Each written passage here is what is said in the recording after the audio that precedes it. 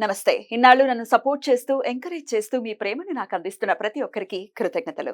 అలాగే ఈ వీడియో కూడా ఖచ్చితంగా మీకు ఉపయోగపడుతుంది. లైక్, షేర్ అండ్ సబ్స్క్రైబ్ చేసి మీ సపోర్ట్‌ని నాకు అందించండి. అలాగే ఈ వీడియో పట్ల మీకున్న అభిప్రాయాన్ని కామెంట్ సెక్షన్‌లో కామెంట్ చేసి తెలియజేయండి. ఇప్పుడు వీడియోని చూద్దాం. నమస్తే. Welcome to our channel. నేను పద్మిని. ప్రస్తుతం మనతో పాటు ప్రముఖ ఆధ్యాత్మికవేత్త, జ్యోతిష పండితులు, అమ్మవారి సేవకులు, దత్త గణపతి ఉపాసకులు మురళీధర శర్మ గారు మనతో పాటు ఉన్నారు. మాట్లాడదాం. మురళి గారు నమస్తే అండి. మహాదేవ శ్రీమాత్రే నమః. జూలై మాసం వచ్చేస్తోంది. ఇంగ్లీష్ మాసం. అలాగే జూలై 6వ తారీఖు నుంచి ఆషాఢ మాసం కూడా ప్రారంభం కాబోతోంది. అయితే జూలై 1 నుంచి ఒకవేళ మనం చూసుకుంటే ఎట్లా ఉండబోతుంది ఈ జూలై మాసం మొత్తం కూడా? మాస ఫలితాలు ఒక్కసారి మీ ద్వారా తెలుసుకోవాలని అనుకుంటున్నాను. ద్వాదశ రాశులకి కూడా గోచారం ఎలా ఉంది, మరి ఎట్లాంటి పరిస్థితులు ఉండబోతున్నాయి ద్వాదశ రాశుల వాళ్ళకి, ఎలా ఉండబోతోంది ఈ మాసం అంతా ఒక్కసారి మీ ద్వారా మురళి గారు. తప్పకుండా అమ్మా. ప్రతి వీడియోలో కూడా మనం ఇంట్రో ఇవ్వడం జరుగుతున్నది. గ్రహచారం వేరు, గోచారం లేదు అనేటువంటి విషయాన్ని గమనించుకోండి. ఇక్కడ కొన్ని సందర్భాలలో తప్పకుండా కూడా ఒక 36 ఇయర్స్ తర్వాత మరలా 36 ఇయర్స్ తర్వాత ఒక సైకిల్ అనేటువంటిది రన్ అవుతూ ఉంటుంది.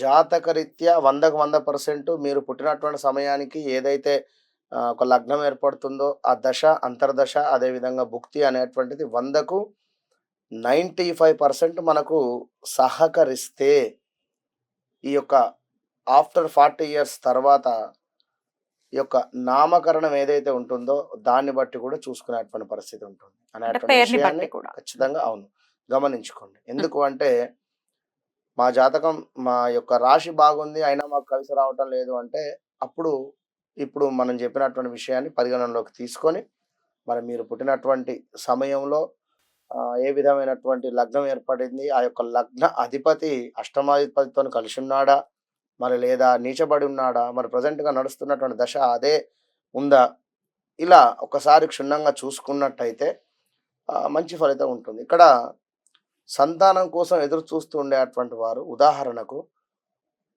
పంచమ దృష్ట లేదా పంచమాత ఏ గ్రహం ఉంది, పంచమాధిపతి ఎవరు అనేటువంటిది మనం చూసుకోవాలి. మరి ఆ దశ నడవనంతసేపు కూడా అయ్యో మాకు పిల్లలు కావటం లేదు. ఇప్పుడు తులారాశి వారు ఉన్నారు. వారికి 8వ స్థానంలో గురువు రన్ అయ్యేటువంటి పరిస్థితి ఉంది. గురుబలం తక్కువ ఉంది. వారికి ఇప్పుడు పిల్లలు అయ్యేటువంటి ఛాన్స్ చాలా తక్కువ అంటున్నాం ఇక్కడ. కానీ వారి జాతక రీత్యా పంచమ దశ అంటే పంచమాత ఉన్నటువంటి గ్రహము ఈ యొక్క దశలో కానీ అంతర్దశలో కానీ భుక్తులు కానీ నడుస్తూ ఉన్నట్టయితే వారికి కొన్ని రెమెడీస్ కానీ ఈ విధంగా మీరు ఉన్నట్టయితే మంచి ఫలితం ఉంటుంది అనేటువంటి విషయాన్ని చెప్పడం జరుగుతుంది. ఇట్లా అన్ని జాబ్ రిలేటెడ్ కావచ్చును, ఒక వివాహం రిలేటెడ్ కావచ్చును,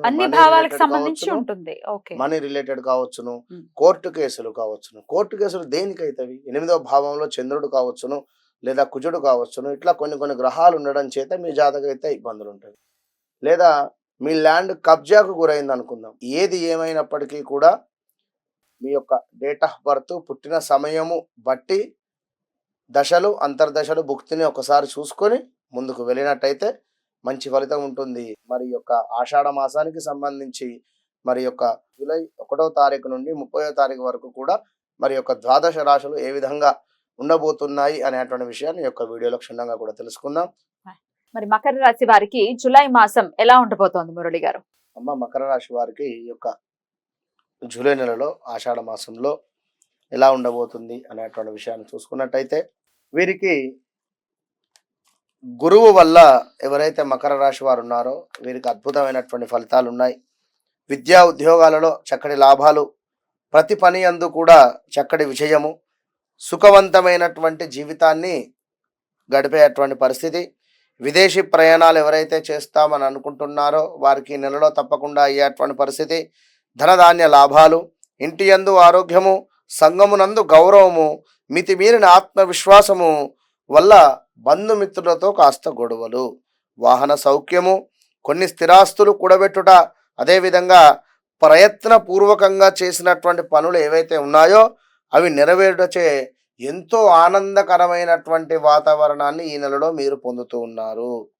మరి ఉపయుక్తమైనటువంటి ప్రయాణాలు, మీకు అప్పగించినటువంటి పనులు సకాలంలో మీరే పూర్తి చేసేటువంటి పరిస్థితి. అంటే మీరు ఎక్కడో పని చేస్తూ ఉన్నారు, అక్కడ మిమ్మల్ని నమ్మి మీకు ఒక బాధ్యత అప్పగించినట్టయితే మరి ఆ యొక్క బాధ్యతలో మీరు తప్పకుండా కూడా దాన్ని మీకు అప్పగించినటువంటి కర్తవ్యాన్ని విజయవంతంగా పూర్తి చేసి ముందుకు వెళ్ళేటువంటి పరిస్థితి ఉంది.